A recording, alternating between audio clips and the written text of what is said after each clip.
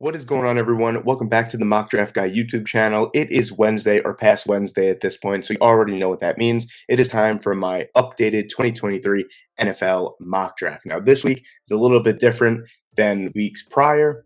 I did not do one last week. I was on vacation, and I also thought that it was better to kind of give it a little bit of a break. I mean, I was doing weekly mocks from week 1 up until week 6, so I took week 7 off. I thought it would be nice to kind of break up everything. And not only that, this is right after the trade deadline. So I'm recording this the night of the trade deadline. This was a way more active trade deadline than I think any of us expected and any of us really have in recent memory.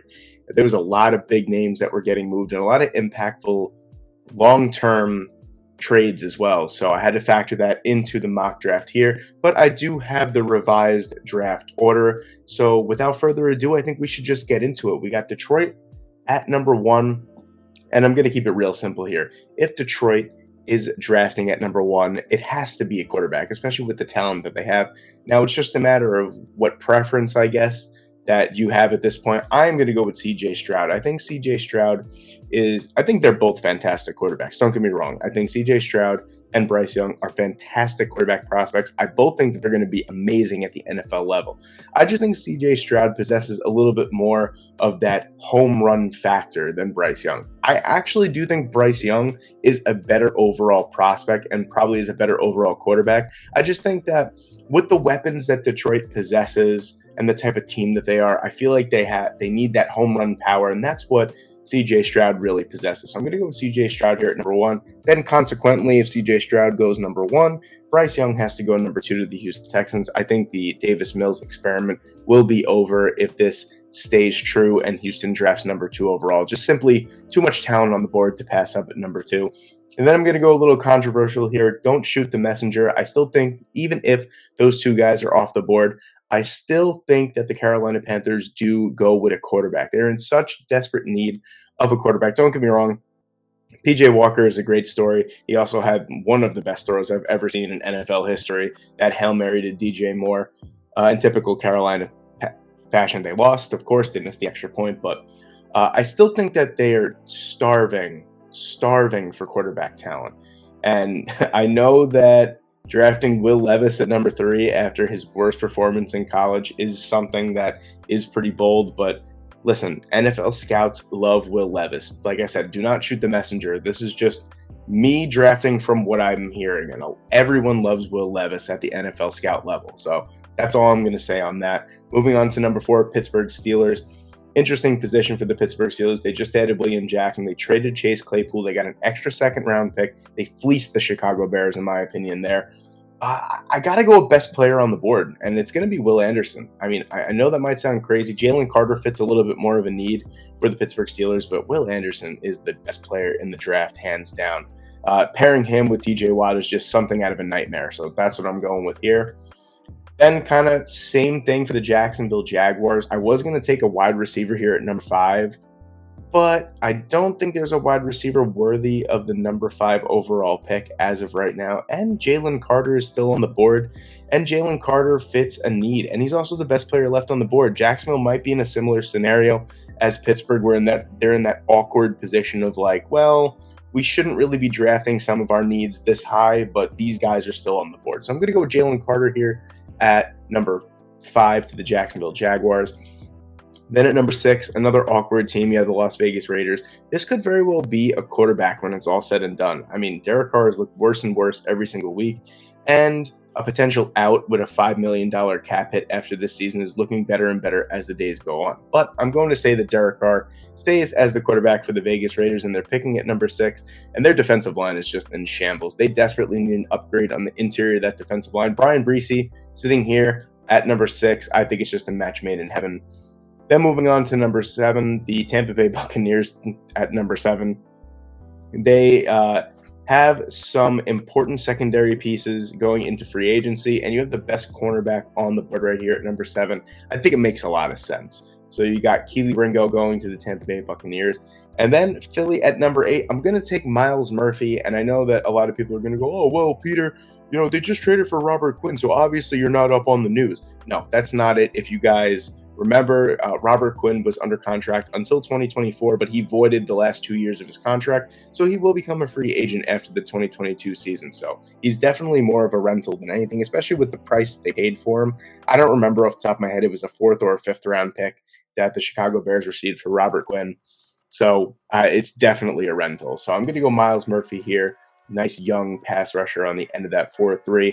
Then at number 9, Houston again. Now you're going to pair your franchise quarterback with a potential game-breaking wide receiver. And for the first time ever, or at least for the first time this year in my mock drafts, Jackson Smith-Njigba will not be the first wide receiver taken off the board. I'm going to go with Jordan Addison here. I think he offers just an explosive playmaker anytime he touches the football. And I think that's exactly what the Houston Texans need on the offensive side of the ball. They are just completely dead on that side of the ball. Davis Mills has to go through like 4 or 5 progressions before he throws a 2-yard pass. I mean, it's ridiculous. Jordan Addison is an instant upgrade. Then moving on to number 10, another possibly controversial pick. I think they need edge help. They definitely need some pass rushing help here. I mean, don't let the Giants game fool you where they were basically in the backfield every single snap, it felt like. But I think they definitely need some help on that defensive line. Now, I'm going to bypass a bunch of these players here, and I'm going to go down to Felix Anudike-Uzomah. 7.5 sacks. I think he's 2nd or 3rd in the entire country in sacks right now. The guy is just an absolute freak. 6'4", 255 pounds. Can play outside linebacker. That is a beautiful fit in that new look Seattle 3-4 defense. I'm going to go with Anudike-Uzomah here. Then at number 11, I'm really, really liking Tyree Wilson here at number 11. He just fits a lot of needs for Arizona, but I'm going to stay true to my word, and Arizona just really, really needs offensive line help. I mean, they're old and they're filled with free agents.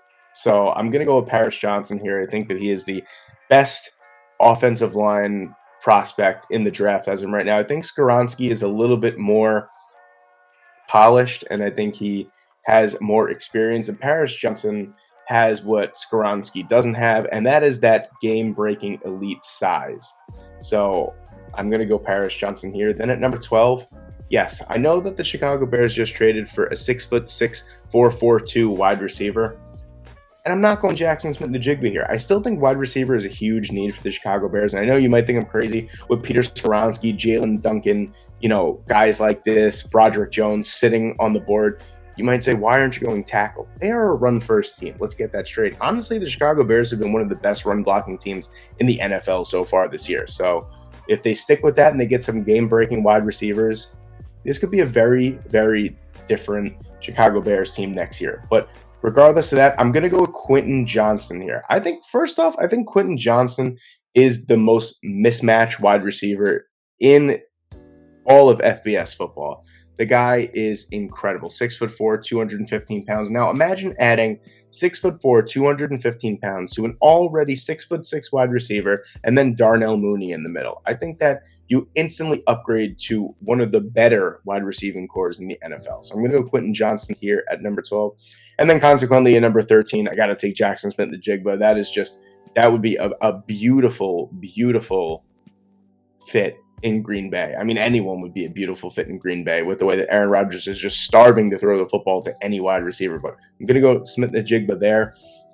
Then at number 14, I got to look at my notes here because I do tend to forget what pick I have here. Yes, that is correct. So I know I've been preaching that the Detroit Lions should be going linebacker, and I still hold that true, but not here. I think with the way that their secondary has played, I think it immediately needs an upgrade. And Joey Porter is on the board. I'm going to go Joey Porter here.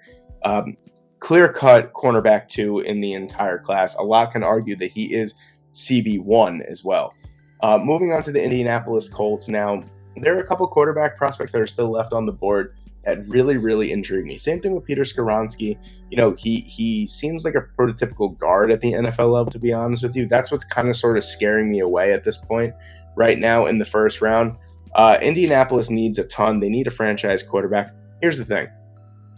I'm going to predict the future here. If the Raiders do trade Derek Carr, it just screams Indianapolis Colts to me. So I feel like instead they're in an awkward position where they're not going to get an elite quarterback prospect, and they're not going to really wait until the second round to draft one. 15 is a weird spot. I'm still going to go with a wide receiver here. I think Kayshon Boutte would make a lot of sense, pairing him with Michael Pittman, Jelani Woods, Alec Pierce as well. And whoever that quarterback is next year will have another weapon to throw to. So he'll already be ahead of the game in that sort of sense. So moving on to number 16, you have the Cincinnati Bengals. And this was a perfect spot for Michael Mayer, but their cornerback position has been decimated by injury or poor play. The Cincinnati Bengals are not what we thought they were as of right now. That obviously could still change, but they are struggling, especially on the defensive end, after just getting whipped 32-13 by the Cleveland Browns. So that was alarming. Cam Smith, SEC battle-tested cornerback. Gotta love it here. I love that. And then at number 17, the New England Patriots. I'm going to go with a linebacker here. I think they need a upgrade at the linebacking core. I like Juwan Bentley, don't get me wrong. I like Mac Wilson, but I'm going to go Trenton Simpson here. Nice 4-3 outside linebacker, 3-4 inside linebacker as well. I think it would be perfect. Now, at number 18, this is where I get really controversial, and I hope you guys stick with me on this one. I got to go with Hendon Hooker here. And you know, something's got to give. I mean, Hendon Hooker has been playing the best football, basically outside of C.J. Stroud and Bryce Young. He has been the best quarterback far and away in college football this year. It's about time we show him some love. And I think that the Washington Commanders are a team that could use an athletic quarterback like Hendon Hooker that has a big arm, that has the mobility, has the playmaking recognition. I think it would be a good fit. I don't know. I had to think outside the box for that one. I was really torn with Washington. They have a lot of needs, but they don't have a lot of needs. It was very, very confusing. I like the Hendon Hooker pick here. Listen, say what you will. I'm still going to go with Hendon Hooker, and I really don't care what you have to say about that. Moving on to number 19 here. Maybe another surprise. I don't think quarterback is on the table for Atlanta as of right now. I really don't. So what I'm going to do here is it's kind of the same thing. Whoever plays quarterback next year, there are a ton of free agents, and they just traded Calvin Ridley to the Jacksonville Jaguars. So my gripe about this is if Atlanta goes on to somehow make the playoffs next year, they're going to have a first or second place schedule with no wide receivers. So I'm going to go with Josh Downs here. If you guys have watched a North Carolina game, you see how electric Josh Downs is with the ball in his hands, and he gets open basically every single time as well. So I think he is a fantastic wide receiver. He's my wide receiver 5 on my board as of right now. Could potentially move up even further. Then moving on to number 20, the Denver Broncos have a first-round pick now that they traded Bradley Chubb to the Miami Dolphins for a first-round pick. And it's kind of like a replacement. I know that Nolan Smith is out for the rest of the season with an injury, but I don't think that hampers his draft stock at all. I still think he's fantastic. Now, if you look at his numbers, you have 3 sacks, 7 tackles for a loss. Doesn't necessarily jump out at you, but if you watch Georgia football, you watch how impactful Nolan Smith is and how much of a go-getter he is, and his pursuit and his juice that he brings on the defense. He is an exceptional football player, and I really like the fit here at a 3-4 outside linebacker for the Denver Broncos. I like Nolan Smith here a lot. And then moving on to the Chargers, if Peter Skoronski is still on the board here, I think consequently, I think you kind of have to go for it. The Chargers have been, this has been the story for the last 10 years. The Chargers have been decimated with injuries. The right side of their offensive line is not that great. So I'm looking for an upgrade at right tackle, and I'm banking on the fact that, I'm banking on the fact that everyone comes back healthy, especially on the offensive line, and he could just plug in at right tackle and really, really thrive there. Then moving on to Seattle, their second first-round pick, and DK Azama got a C+. I don't really agree with that, but I digress. Moving on to 22, their second first-round pick, and I'm going to go all defense again. They need an upgrade next to Jordan Brooks here in the linebacking room here. I'm going to go Noah Sewell. A downhill run-stuffing linebacker is just perfect for the Seattle defense. Moving on to number 23, you have my New York Jets here, and if you guys watch New York Jets football, The Jets have definitely overachieved up until this point. They came crashing down to earth a little bit this past week against the New England Patriots. And one thing was clear. If it wasn't for Zach Wilson's escapability and his athleticism, he would have been sacked at least 6 or 7 or 8 times. He got sacked once, and that's because of his escapability. They need an upgrade on the offensive line. I like Broderick Jones here a lot. This is a guy that you could plug in and play at left tackle and forget about him for the next 8 to 10 years. That's exactly what the New York Jets and Zach Wilson or whoever is playing quarterback hint next year. So I like Broderick Jones there. At number 24, the Baltimore Ravens have a big need in the secondary, I would say, but I'm going to go a different route here. I like the 6'5", 275-pound fit of Isaiah Foskey in that 3-4. They have a lot of free agents on that edge this upcoming year, and I think Foskey is a young, bright pass rusher that could plug in and play immediately. I love the fit here. Moving on, you have the Kansas City Chiefs. And maybe a little outside the box here, I'm going to go Tyree Wilson. The reason I'm going to go Tyree Wilson is because he's so versatile. I mean, have you ever heard of a 6'6", 275-pound outside linebacker? Because that's what he's playing at Texas Tech. But he could also line up on the interior. He could line up on the edge. I think someone with that type of versatility, that defensive line versatility, would bode very, very well for the Kansas City Chiefs, a team that potentially has some cap casualties on the defensive line, already have, Derek Nottie as a free agent this upcoming season as well. A couple other defensive tackles as well. I think adding someone like Tyree Wilson would kind of ease that need for another defensive lineman. Then moving on, you have the Dallas Cowboys at number 26, and I mean, I would love to add another defensive piece to Dan Quinn's defense, and I'm going to right now. On the other side of Trayvon Diggs, I'm going to add Christian Gonzalez. I think Gonzalez has been one of those guys that is just going to keep flying up the board as the year goes on. He's been exceptional for Oregon this year, and I love a ball-hawking cornerback on the other side of a ball-hawking cornerback. So Trayvon Diggs, who's actually played very, very well this season, who has really, really improved his coverage skills, I would say, because, anything was better than last year. But he's definitely improved this year, and you get another ball-hawking cornerback in Christian Gonzalez. Love it. Love adding it to Dan Quinn's defense. Moving on, you had the New York Giants. I'm going to go with more of a versatile pick here. Clark Phillips was the pick that I was initially going to go with. I'm going to go with Antonio Johnson, though, if I could ever find him. I don't know where. There he is. He's right here. I'm going to go with Antonio Johnson. The reason why, I just love the fact that he's got the size to be a boundary corner. He could play inside in the slot as well, and he could play safety as well. So the safety position next to his name, optional. I like him more in the slot, and he could be a boundary corner. He has the size to be a boundary corner as well. I believe off the top of my head, he's 6 foot, like 210 pounds. So he's got a nice frame to him, nice, thick, athletic frame to him, strong frame. So I like that fit a lot in the Giants secondary, adding to a defense that's already been fantastic this year. Moving on, you have the Tennessee Titans. I love Michael Mayer here. I'm going to have to go with Michael Mayer. For some reason, the last 2 years, I have just been preaching a tight end to the Tennessee Titans in round 1. Last year it was Trey McBride. This year it's going to be Michael Mayer. I mean, they need another pass catcher. That is for sure. I mean, they won this past week, but they threw the ball 10 times. Malik Willis's first ever start, 6 for 10, 55 yards and an interception. They ran the ball a million times. I mean, yeah, when you have Derrick Henry, that's pretty sustainable, but at the same time, that cannot be sustainable every single game. They need another pass catcher, and Michael Mayer fits. He is a run-blocking tight end as well, and he's a good blocking tight end as well. So I think he fits perfectly into what the Tennessee Titans are trying to do offensively.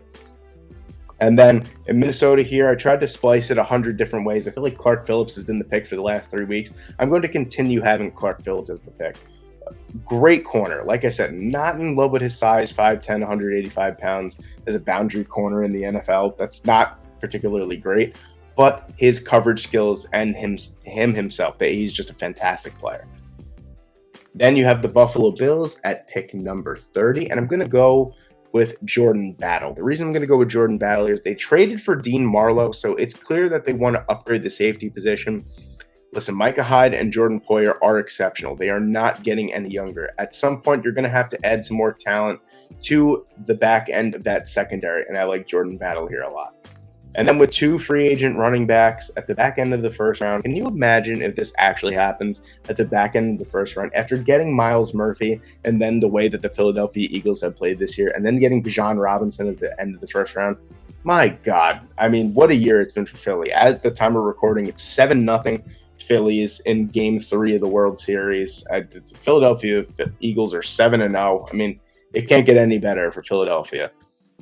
And then there's only 31 picks, but it always makes me pick a 32nd pick. So I'm going to go with what every team obviously needs, and I'm going to go with the last-ranked punter right there. Beautiful. So there you have it. There is my updated 2023 NFL mock draft after week 8 and after the trade deadline. I hope you guys enjoyed. Let me know what you guys think in the comment section below. Be sure to like, comment, and subscribe, and I will see you in the next one. Thank you.